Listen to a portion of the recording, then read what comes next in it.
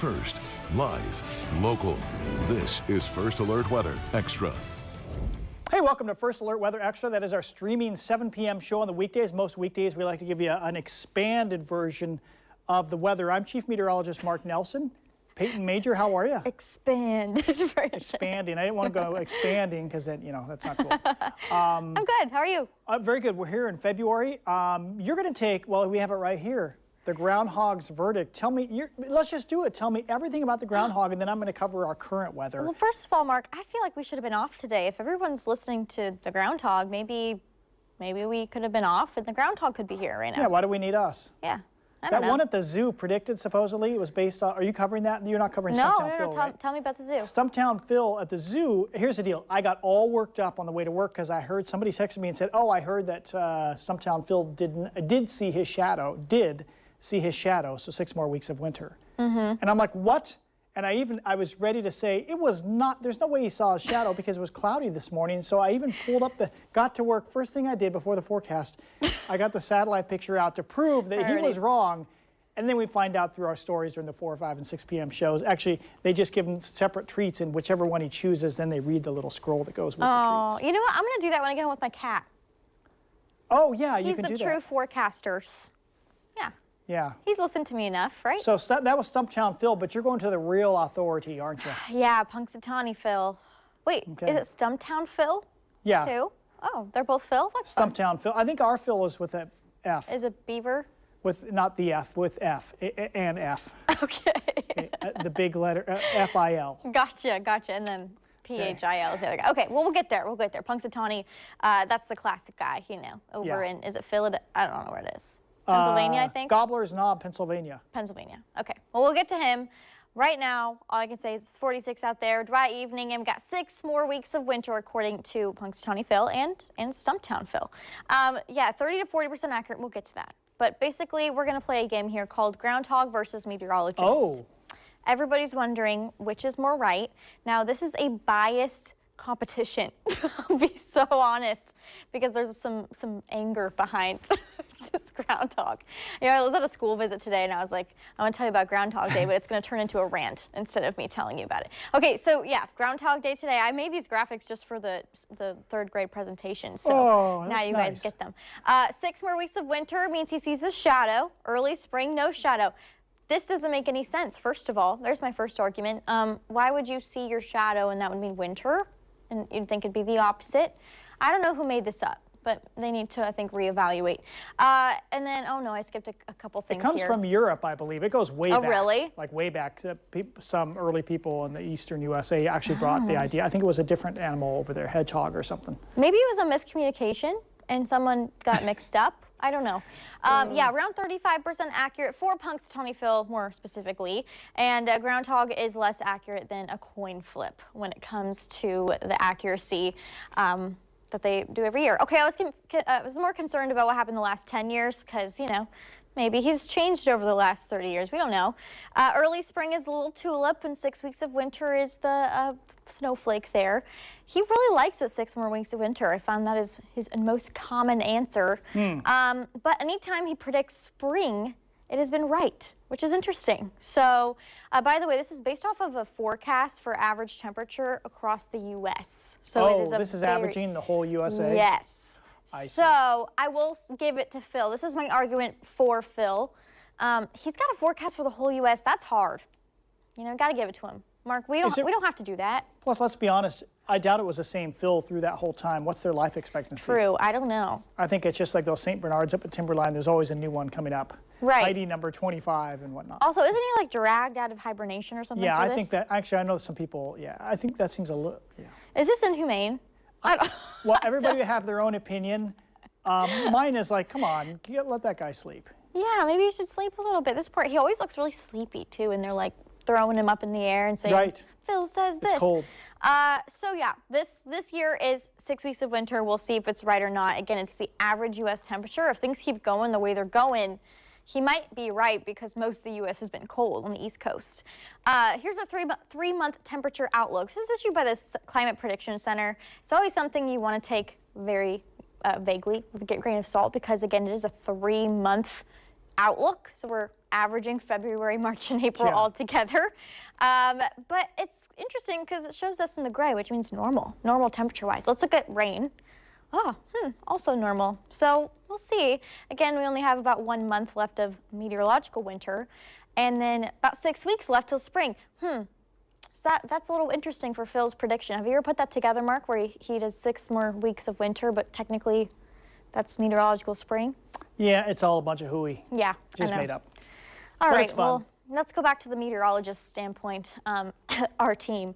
All right, here's our warmest winter on record.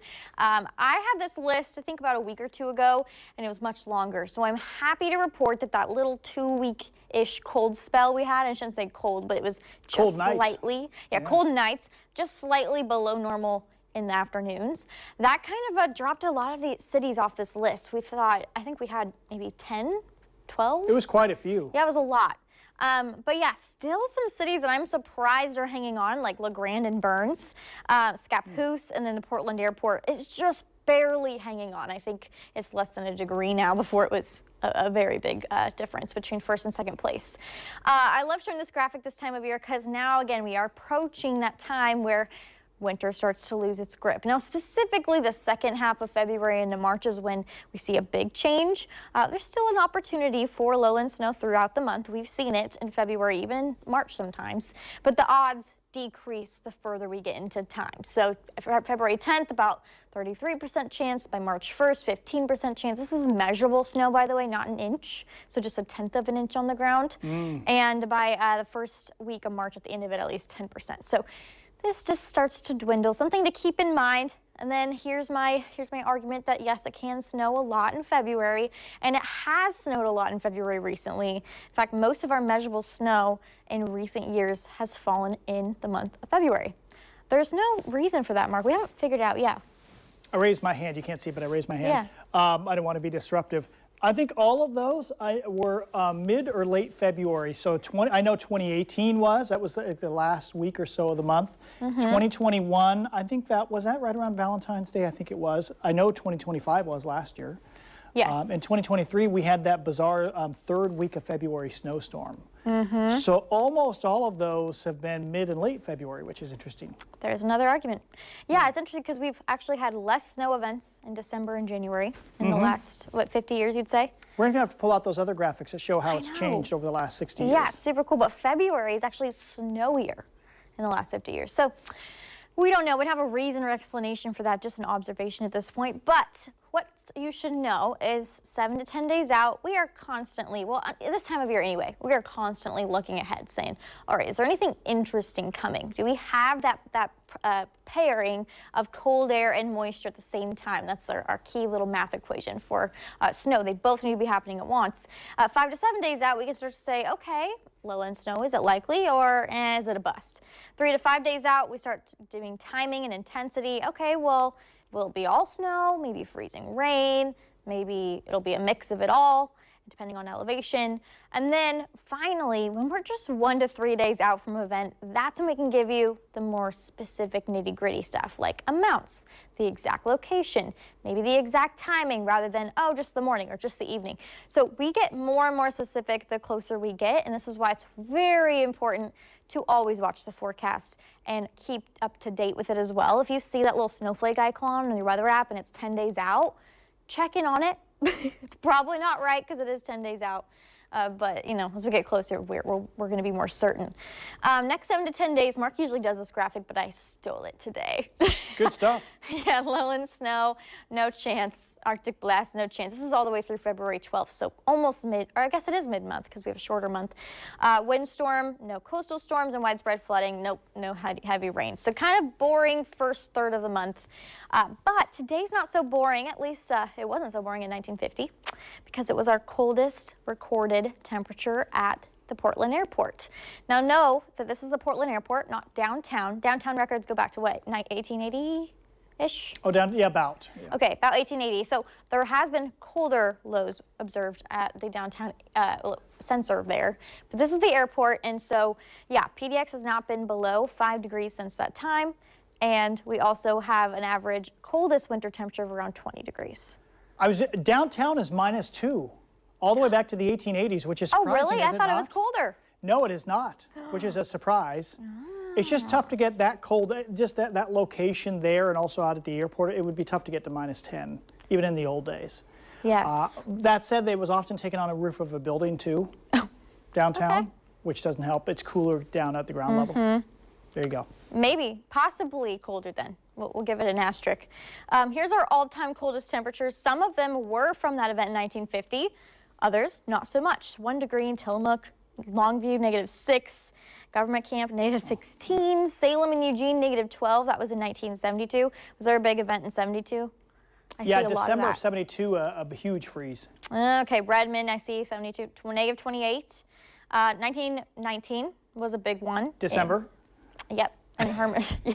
They're all in my head. The biggies are in my head. So this is why I have Mark. His mic's up for a reason. -33 at Wallowa. Do I always say that wrong? No, that's right. That's okay, good. Wallowa. I used to say Wallowa growing up, but I've been coached. Baker City, -34. And then, yeah, the yellows, -54. Can you imagine? Can you imagine? Amazing. Whew.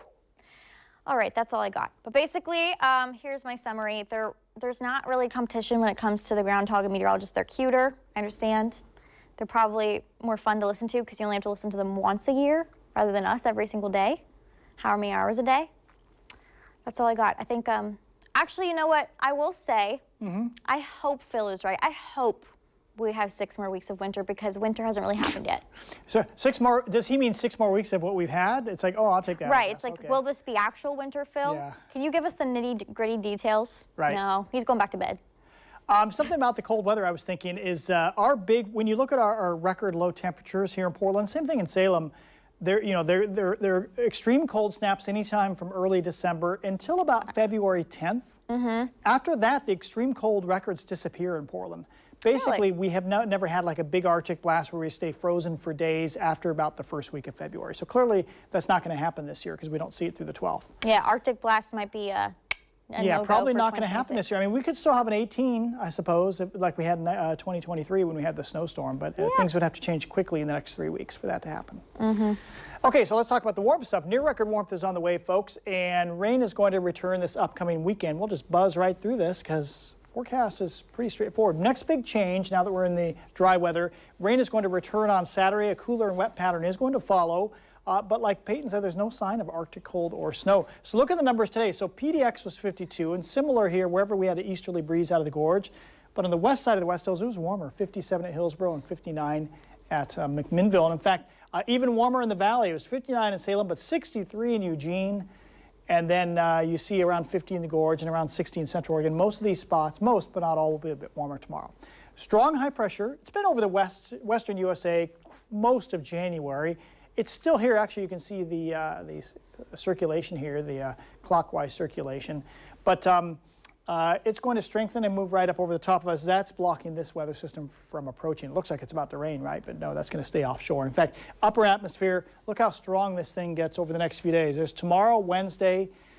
This is Wednesday evening, then we go into Thursday. It's still cold back east, by the way. Now, the high pressure is weaker on Saturday, and that allows a mild and wet westerly flow, southwesterly flow to come in. This would be pretty much just rain in the Cascades.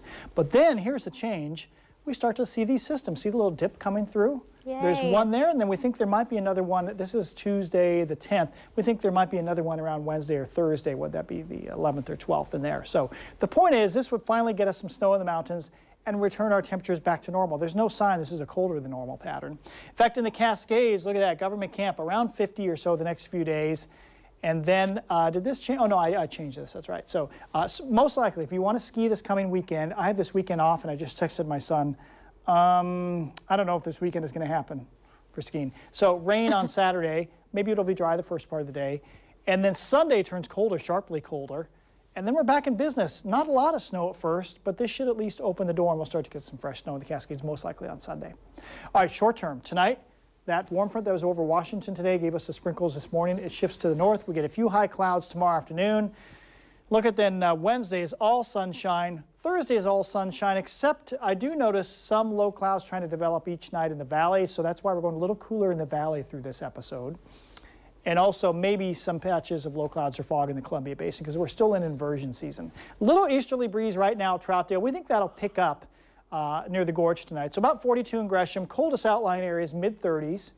All right, then tomorrow's temps look warm. Coastline, offshore easterly wind flow, low to mid 60s, probably mid 60s. Yeah, pretty nice, huh? That'd be nice in April, for that matter. In the valleys, we'll go about 60, 62 in the metro, maybe a notch or two cooler at Kelso. Definitely a little cooler in the valleys, still above normal, but with fog in the first part of the morning at Albany, I think you'll just be slower to warm up in the afternoon. East winds are back in the gorge, not too crazy though, just gusts 40 to 50. Temperatures in the low to mid 50s, all sunny. Up on the mountain, warming up. Ooh, Government Camp 51. Ski Bowl has closed. They're skiing. They still have the tubing. So they're closed until they get more snow. Hoodoo is closed tomorrow and I think Wednesday. And Wednesday they would normally be open, but they're going to evaluate, see what they can do for this upcoming weekend. That's Hoodoo. And then Willamette Pass, I think, only has a chair or so open. All right, and we have limited chairlifts. Some of the chairlifts are closed, like the Jeff Flood chairlift at Timberline. Meadows can't open their Hood River Meadows or Heather Canyon chairlifts yet, so hopefully next week we can do something about that. East of the Cascades, areas of fog up north, just patchy fog, and then otherwise sunny, 60 in Central Oregon. So 7-day forecast here. You see all the sunshine the next few days. Let's check the records here on Wednesday. Tuesday, Wednesday, Thursday are forecast highs. The records, so if our forecast is spot on, it isn't always, but if it's this number, we'll be 2 degrees shy of the record tomorrow. We'll be on the record on Wednesday, and we'll be 1 degree shy of the record Thursday. So this is near record setting warmth. Again, coastline, these next 3 days, just perfection. We're going those mid 60s for tomorrow, but it's possible we get up to 70 on Wednesday or Thursday at the beaches. So that's really warm for early February, but it has happened in the past. I think a better way to look at this, last dry day Friday, look at the chance for rain. That makes it pretty clear when you should have everything done outside and covered up. All right, that's your last chance for dry weather stuff, because then we turn rainy on Saturday, probably scattered showers behind the cold front Sunday and Monday, and maybe a more organized system just beyond that time. There's some debate on the timing for the rain arrival on Saturday. This is the European model. This is the morning run here. It is the European, right? Yeah, it is. It says that we start dry the first part of the day, and then it turns wet by midday here in the western valleys. All right, so that's what we're thinking on that. And it is not incredibly wet. You saw that cold front was kind of narrow. So the total rainfall, if we just go through, Saturday, and then Sunday, Monday, Tuesday, no, we just go through Monday, this model tends to overdo it. So let's say a ½ inch through Monday. So this isn't like heavy, heavy rain. Do I have something here? Or is that what Payton already showed us? She already showed us that, so we don't need to go over that. So when I stole. I just wanted to show you, Payton, that I had something in every single day here. Wow. Pretty impressive, huh? He gets extra brownie points today. All right, so we're going to go back to normal, back to showers, but we don't see any storminess beginning on Saturday. I think that's the big message. Something to watch, though, because we had this pattern flip, and it does kind of open the door to, we'll see if we get colder. And several times this season, we've thought we've seen a pattern flip 10 days out, and it just kind of turned into just weak systems, and it didn't turn into much. So we don't know if this is a real change for the first time since December or not. Yep. TBD, to be determined. Yep, TBD. Okay, thanks for joining us, folks, for First Alert Weather Extra. We will see you again tomorrow night at 7 o'clock right here on the Fox 12 streaming app.